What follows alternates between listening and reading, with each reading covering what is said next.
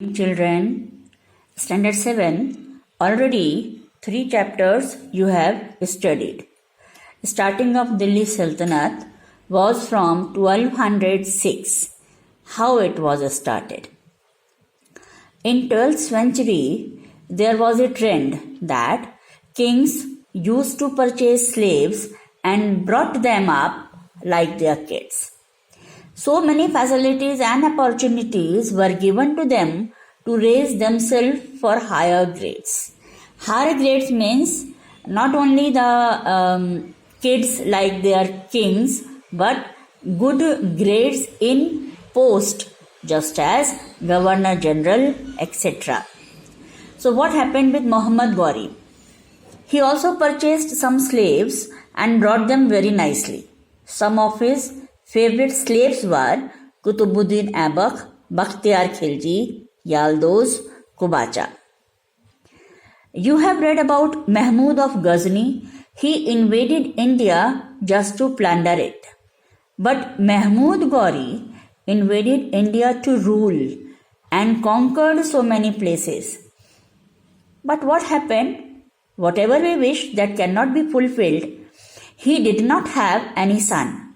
So he told his governor generals to rule and went back to Gaur. From here, slave dynasty started. Now these were the 4 rulers. A part of conquered places were given to them to rule. So what happened? They all fought together. So obviously if there is a fight, only one can win. So out of these 4, only Kutubuddin Aibak got victory and he started ruling after Muhammad Ghori and started Delhi Sultanate in India. Because he was a slave, so dynasty started by him is known as slave dynasty. These are the rulers of slave dynasty: Kutubuddin Aibak, Iltutmish, Razia Sultan, Nasiruddin, and then Balban. So we will discuss one by one. So this is Kutubuddin Aibak. He was the first independent ruler among invaders, those who invaded India. For his liberal donations, he was known as Lakhbaksh. So many buildings were built by him, just as Quwwatul Islam, it is a mosque, Adhai Din Ka Jhopda, Qutub Minar. Qutub Minar name was kept by the name of a saint, Kutubuddin Bakhtiyar Khaki. But Kutubuddin Aibak could not complete it. He started it, but in the meantime, he fell down from horse and died in 1210. So the work was incomplete, which was completed later on by his successor.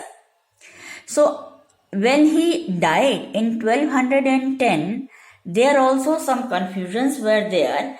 He had one son, but he was incapable. He had one son-in-law also, that is Iltutmish. Iltutmish only succeeded him. Now I will show you the picture of Qutub Minar. This is the monument, most famous monument of India also, which was built by Kutubuddin Aibak.